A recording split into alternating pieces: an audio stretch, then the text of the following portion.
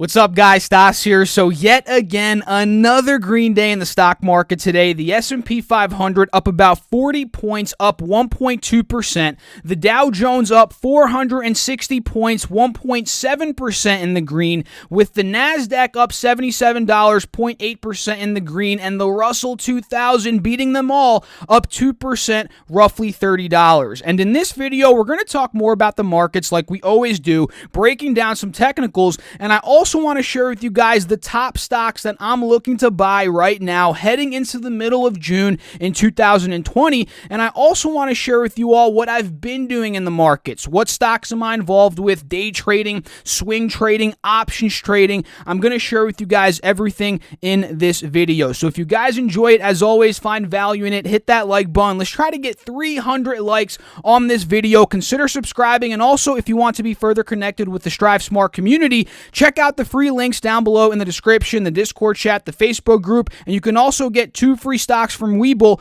also linked down below in the description. So let's go to the S&P 500, which again, 1.2% in the green, up $40. And just when you think the markets need a pull down, like they clearly do based on the chart here, they continue going up. It's incredible, right, guys? This is insane. We've broken out of 3020 major resistance, 3070, right, 3120, and with today's price action and the close that we saw, and the big move in power hour here, we closed above 3210, which is a level we actually talked about in yesterday's session, right? Or actually not yesterday, on Friday, right? On Friday's session, since today is Monday. So we can see on Friday, if we go to this 5-day, 5-minute chart, you guys can clearly see we were struggling at about 3211, right? 3210, let's call it. And the fact that we saw a resistance again pretty much for the entire day today. Let's not exaggerate it, more like half of the day.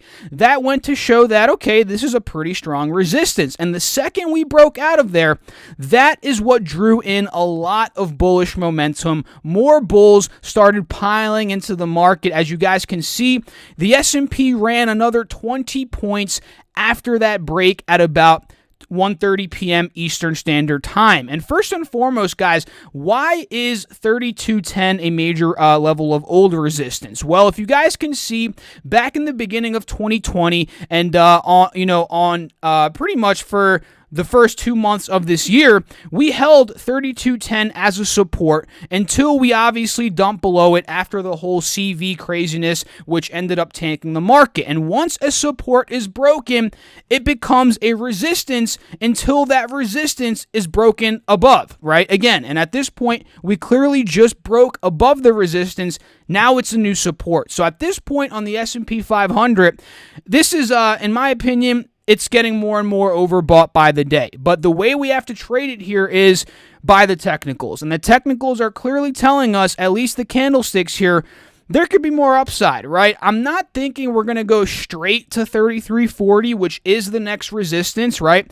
But I can see a potential consolidation at 3210. If we break 3210, quite honestly, a healthy pull down here, like we talked about in yesterday's video, would be anywhere from 3120 to about 3030, right? Anywhere around this 50 SMA. As you guys can see on this 4-hour chart, the 50 SMA, this green line, has been a support over the past couple of weeks. So at this point, FOMO's kicking in, I believe. FOMO's kicking in, no doubt about it. Markets continue pushing up. And quite honestly, guys, I'm a bit cautious at this point. Like I've been saying on the videos, does this mean I'm not trading? Absolutely not. I'm still trading, as you guys will see here in a couple of minutes, but I'm actually looking for a bigger pull down to actually put a lot more money into work. And again, that would be anywhere from 3,000 to 3,100 here on the S&P. And honestly, guys, if I'm being, if I'm just going to put a guess here, I think the markets will pull down, at least the S&P, before it hit before it hits all-time highs. I don't think we're going straight to all-time highs at this point. I think we do see a bit of a retracement before we get there, and that's just my opinion. I'd love to know down below in the comments what are your thoughts as always, but at this point, bulls are in charge. 32.10 broke, and that is a very, very critical point for the bulls here. And the Dow Jones, you guys can see, also broke a pretty big resistance. I believe this actually was on Friday. We broke 27,000, and today we actually held it as a support, which is solid pre-market, and rallied up above it, up to about 27,500. So at this point, the upwards target on the Dow is going to be around 28,100 to 200. This is a very critical level of resistance from back towards the end of 2019 and into the beginning of 2020. So watch out for that point on the upside. But just like the S&P, we are a bit overbought. RSI is getting very overextended, so I wouldn't be surprised if we did see a pull down before we ended up filling this gap up to 28,000 and maybe even going to all-time highs, right? And where could the Dow end up pulling down here? Maybe 27,000 flat, maybe a $500 pull down, but quite honestly, a very healthy pull down would be longer than that, or rather larger than that. And that would be down to, I'd say, based on this 4-hour chart here, about 25,800, 26,000. At that point, I'd consider that. I'd be like, okay, that is a very healthy pull down of about 5-6%, and we've seen multiple of these ever since the market has been recovering. As you guys can see, we pulled down here a decent amount of about 5-6%, here as well about 5-6%, so it's not too far-fetched that the markets will pull down another 5-6% on a healthy pull down at some point in time, but the question is, when will that happen? Right? And as traders, we have to watch the technicals. Obviously, we have to keep an eye on the charts throughout the day. And whatever the charts are telling us, the charts tell a story, guys. Remember, that is what we're going to act upon, right? So if we take a look at the NASDAQ here, up 80 points again, up 0.8%. We hit an all-time high today at about 9,900. And this has been the hottest index out of the bunch. Actually, maybe the Russell 2000 has been. Let me just double check that. From the bottom here to the top, Russell's gone up about 35%. The NASDAQ has gone up from the bottom to the top about 30%. So, okay, that's wrong. The NASDAQ is not the hottest, but it's at all-time highs while the other ones are not there quite yet. And the main target milestone here on the NASDAQ is going to be 10,000. And like I said last week, we're likely going to hit that in the next couple of weeks. And at this point, guys, it being Monday, we're only 100 points away, 4 more days of trading. I would not be surprised if the NASDAQ were to hit an all-time high this week, or rather the 10,000 milestone this week. So for the NASDAQ in general, a healthy pull-down spot, since we can't look at resistances since it's at all-time highs, right?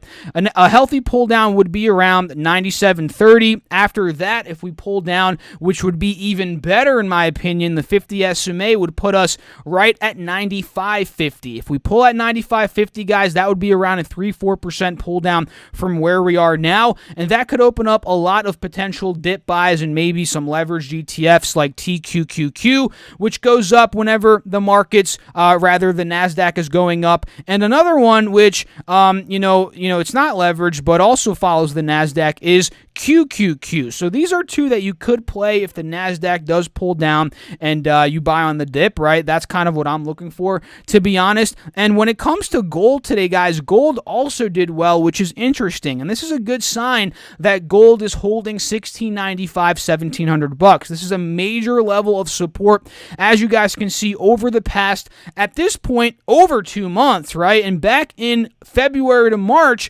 $1,695, $1,700 was a triple top resistance. So we broke out of that triple top resistance. We've been holding it as a support for the past 2 months. It is absolutely critical for gold, in my opinion at least, to hold this level, at least for the bulls, right? The bears would love to see gold fill the gap down to 1,600, but for me, looking at gold as a safe haven asset, the markets are a bit hot right now. I think it needs to stay at 1,700, and if the markets do see that pull down, like I've said in previous videos, we'll be able to play gold as a safe haven. Some of these gold stocks, gold ETFs that I do expect will have a rally the next time the market pulls down. So I'm watching gold like a hawk. GDX, which is a gold miners ETF, and GLD, which is an ETF that tracks the price of gold. So overall, guys, those are some target points on gold, on the NASDAQ, S&P, the Dow, and just an overall market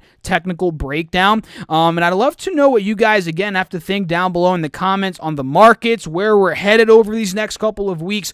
I would love to know as always. So let's talk about now what I personally did in the markets today. I opened up a fresh swing position in MasterCard, ticker symbol MA.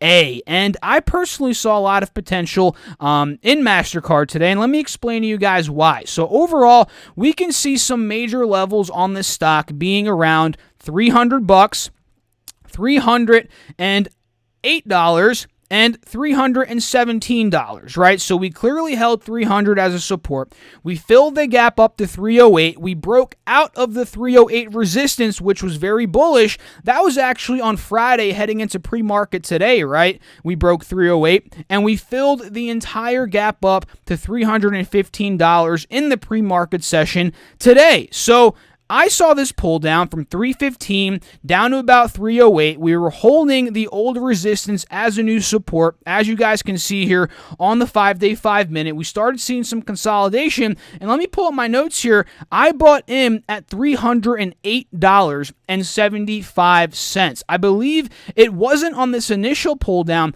but it was on the consolidation that I saw. I believe it was at this point in time, right around 10, 11 a.m. Eastern Standard, where I started to build out that swing position. So overall, guys, I'm actually looking to hold MasterCard probably for this week.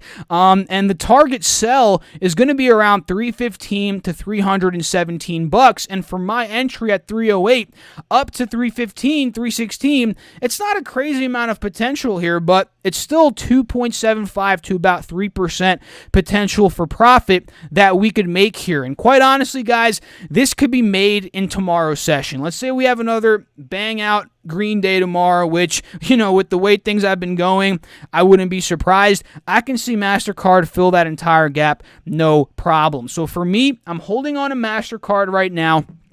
And another one that I actually held over the weekend was NEO, up 7% today, up 38 cents.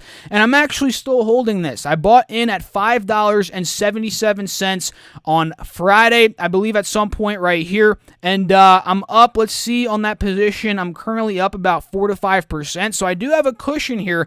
And if I have a cushion on a swing position, guys, quite honestly, I feel more confident holding it overnight, because worst comes to worst, yeah, I lose a bit of money if it does sell off pre-market, but I'm still going to be in the profit unless the stock completely tanks, which obviously wouldn't be good. But the moral of the story is, I feel comfortable holding overnight when I do have a cushion, and especially if I have a stop loss, although stop losses don't get triggered overnight. But if I have a stop loss, an OCO bracket order, whatever, I feel comfortable, holding overnight, especially if I have some cushion here. And with NEO, that's exactly what I have. And I also had Tesla last week, guys, and I sold out on Friday. Well, it's sometimes like that. And Tesla today, we'll go over it more in a little bit, but it had a 7% day today. And of course, hindsight's 20/20, guys, but this goes to show you can't win every single move in the stock market, right? You cannot win every single move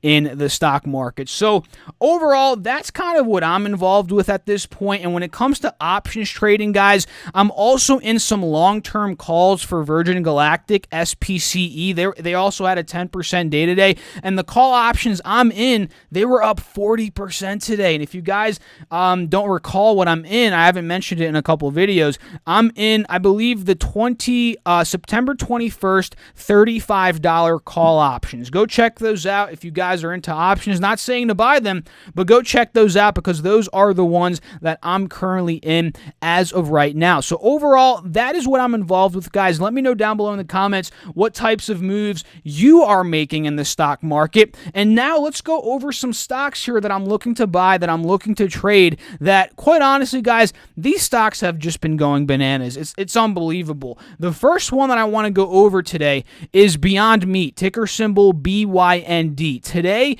we got a very bullish signal, up 21%, up about $30 on the day. And Beyond Meat, what ended up moving the stock? Well, they got a new distribution deal in China. And China's a massive market, guys.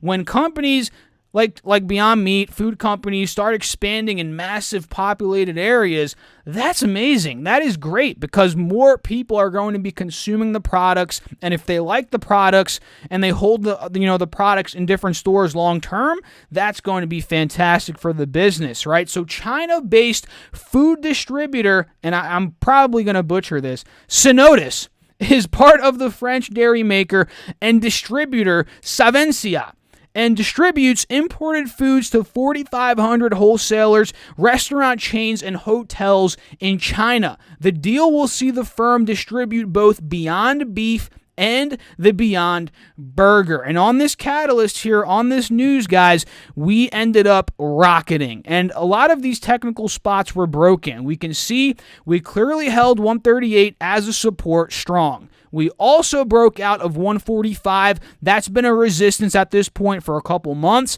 That is very strong. So pulling back to the yearly chart, you guys can see we're in territory now that we haven't been in since Beyond Meat saw that massive overinflated rally to $240. And you guys have to ask yourself, the stock now the company's now worth a lot more than it was back then because they didn't have all these distribution deals with China. They didn't have some of the deals with, I believe, Dunkin', McDonald's, Starbucks, right? So the company now is more valuable. The stock price is lower. We got a nice catalyst here that is most likely going to continue pushing the stock up. So for me, this is definitely at the top of the list to potentially buy, right? And does that mean you have to buy it? No. Always do your own research. Always do your own due diligence. And quite honestly, guys, I'm looking for a pull down here. I'd like to see some sort of pull down into the 150s. I don't think it's going to go back to the 140s, guys. I could be wrong,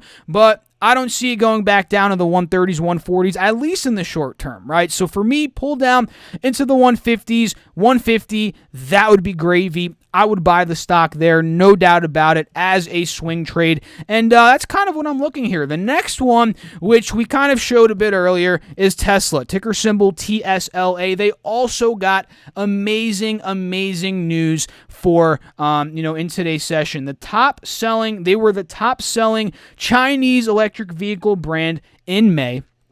And China says Tesla sold 11,095 China-made Model 3s in May. And get this, guys, this is up 205% month over month. And mind you, the numbers, I believe the numbers in April had to have been suppressed a bit due to the economy in China reopening. They're kind of still recovering from the CV as well. So that's kind of why that 205% number is a massive increase, right? Let's say we had a regular month in April over in China. It might have not been as impressive, but either way, the stock is up 7%, $64. We almost hit an all-time high today, closed at $950. We broke 930, critical level of resistance from a couple months ago, back in the month of February here, in the middle to the end of February. So at this point, guys, Tesla's really looking like it's straight shooting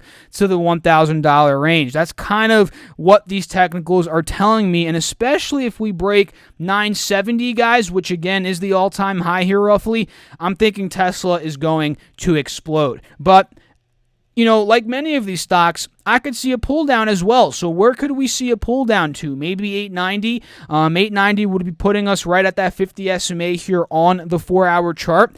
And maybe even to 800. I might be dreaming here, Tesla 800. That might not happen, but that could put us at this 180 SMA, which has also been a pretty solid support. And another one here, finally coming back to life, is NAT, Nordic American Tankers here, up 14%, up $66, 66 cents today. And you guys, and many of you guys know Nat, it's been a pretty popular stock here in the YouTube community, but the play here is it's a tanker company, right? They pretty much have fleets that hold oil. And we all know the problem right now with oil, overproduction, nowhere to put it, and these tankers are making a killing. They paid a pretty nice dividend. I think it was like 14 cents. It might have been 20 cents. And a lot of people are thinking the next quarter is going to be the grand slam quarter for this company that will send the stock surging. I've seen predictions $10, $15 in the next couple of months.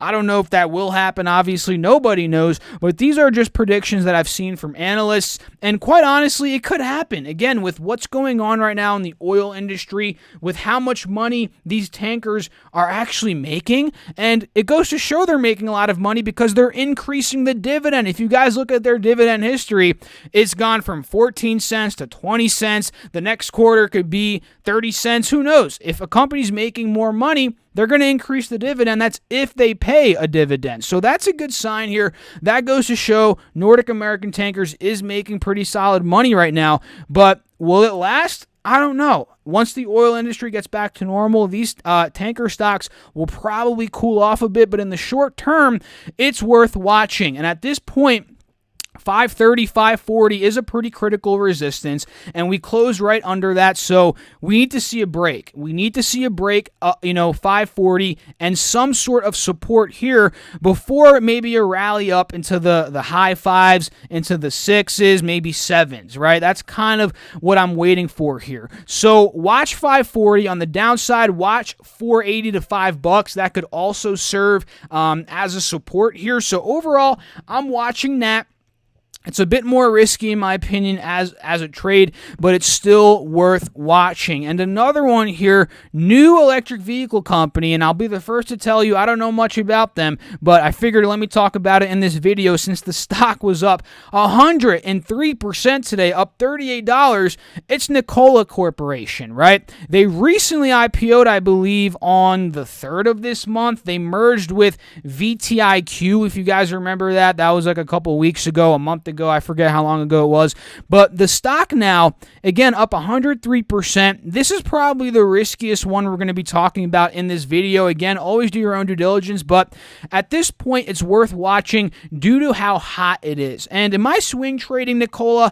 Absolutely not. This is more of a day trade for me. If I see a pull down tomorrow, the next day, maybe at some point this week, we could end up getting in. I could end up getting in on some upwards momentum because you guys can see even in today's session, we had many pull downs, right? We saw a pull down from 60 to 47. We rallied up to 60 again, pull down to 57. So we could end up scalping this one for a lot of potential, for a lot of money, right? And we can see it's already up to about $100 per share in the after hour session, guys. It closed at 73. It's now at $94 after hours. So there's a lot of momentum here.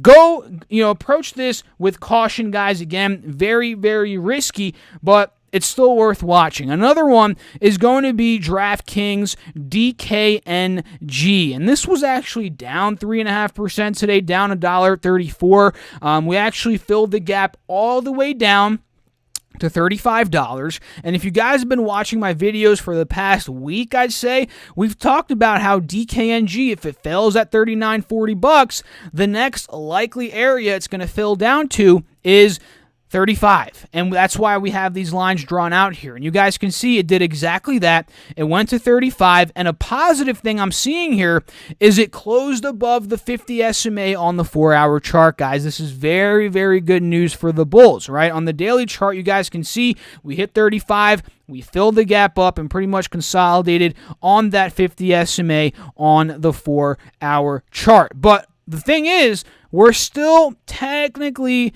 in a little mini downtrend here on the 5-day, 5-minute. So for me to get into DKNG at this point, I'm going to need to see a push into the mid-38s and quite honestly, back into the 39s. You guys can see 39 here is a resistance that is a selling zone on the stock right now. So I'd like to see the bulls take over that spot. And if they do, that is where we can play it from, let's say, $39 to $42, and heck, maybe even a $45. So DKNG, definitely worth watching, but I'm looking at those technical spots like I just mentioned. And CCL, guys, just when you thought this thing is done, it formed a beautiful cut pattern today, hit $26 after hours here, and it's up 15%. And mind you, it closed at $24.90, and it's at $26 after hours, so it's up another 5-6% after hours. So what you notice out there in the markets, guys, the stocks that have been crushed the most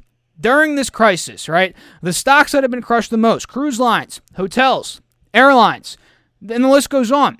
They're recovering the quickest. They're recovering with the most velocity. That makes sense. When we compare it to, let's say, Johnson & Johnson, this is not recovering as quick because, quite honestly, it's at all-time highs already. It's already recovered, and it didn't even drop that much. So that's an example. You know, you see some of these stocks, they get crushed a lot, but they recover a lot. And some of the value stocks like J&J, you know, Coca-Cola, Pepsi, Procter, you know, they didn't get hit that hard. But actually, Coca-Cola did get hit hard, but they're not...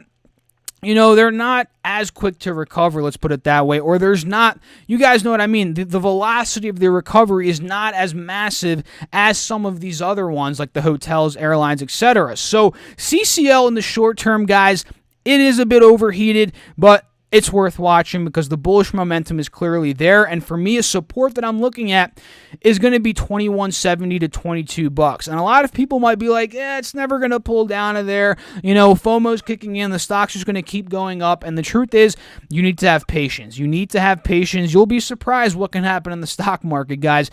Just because it's at $26 now doesn't mean it's going to just straight up to $50 from here. No, it could easily go back into the $16 territory, $15 territory with the next market pull down. It could easily do that. And we've seen it before, right? We've seen Carnival go from $18 back to $12. You know, we've seen it go from 19 down to $7. And this has all been during the recovery here, during the Dow, S&P, the NASDAQ recovery. We've seen these big pull downs in the cruise line stocks. So don't FOMO into it, guys. Don't FOMO into it. I think it's going to pull down before it continues rallying up. So that's CCL, ticker symbol CCL, right?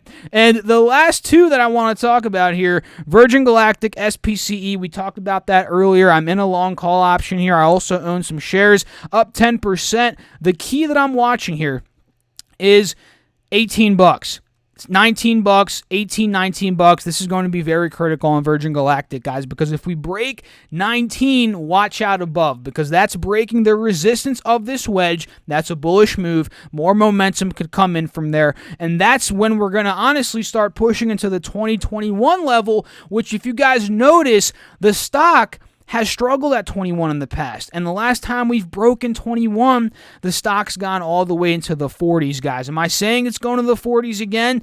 Definitely could long term, but in the short term, it's a bit iffy, but it could happen. It could happen, and the 21 break could really bring a lot of bulls in to the point where mid-20s would not be too far-fetched. So watch SPCE here. And the last one, just like Nikola, guys, be careful with this one. Very overheated, is Hertz Global. And this is a rental car company. They actually filed bankruptcy a couple weeks ago, or actually like a week or two ago. The stock was at 40 cents. And now that the economy is reopening, we're getting some positive light. The stock's just been killing it. It had 80% after 80% day last week. Today it's up 120%, up $3 per share. And we've finally broken out of the overall downtrend on this 4-hour chart, being that 180 SMA. So watch what we do here with Hertz. Do we end up seeing a pull down? A resistance is clearly at around 630. So if we end up not breaking that tomorrow, guys, we might see a pull down to the low fives, maybe 530. And from there, another major level that I'm looking at here could be around 460. So any of these could be entry points, but to be honest, I am not swing trading this. If I were to swing trade this, I'd probably lose 15 pounds of sweat during the trade. And that's kind of a funny joke that we have going in the Discord chat. You know, some of these stocks, guys, they are heart-wrenching. When you're in these trades, you know, they're pretty, you know, heart-wrenching to the point like, oh my goodness, I have to get out, I have to do this, I have to do that. And I definitely put HTZ as one of those stocks. Same with Nikola. And I'm treating it as a day trade, a potential scalp play here. You guys can see we saw many pull downs throughout the day, and these were all profitable pull downs. So just keep an eye on it, guys, for sure. There's a lot of momentum here. I for sure am watching it. So overall, that is it for this video, guys. If you enjoyed it, as always, hit that like button for me. Consider subscribing to the channel. And again, don't forget to get your 2 free stocks from Webull, valued up to $1,400. Those are linked down below in the description. All you have to do is put in $100 and you get those 2 free stocks. So I'll catch you all in the next video. Thanks again for watching. As always, stay safe out there, guys. Peace out.